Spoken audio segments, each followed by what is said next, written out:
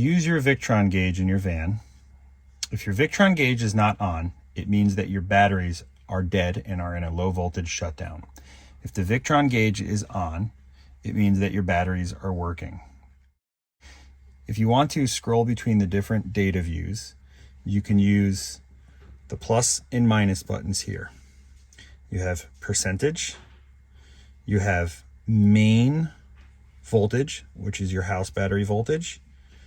Right now we have the chassis battery disconnected on this van, so you can see it's showing for chassis battery voltage, which is auxiliary, 0.04 volts. If the chassis battery was connected, that number would be higher.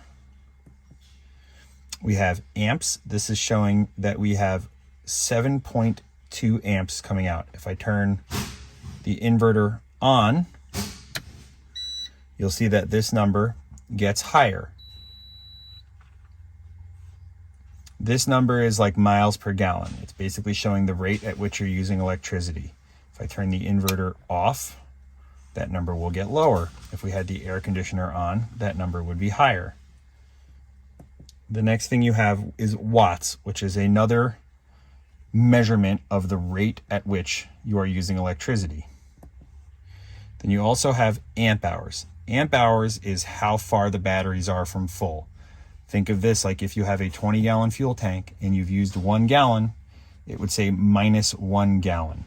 If you have a 20-gallon fuel tank and you've used 1 gallon and you're talking in percentages, it would show 95%.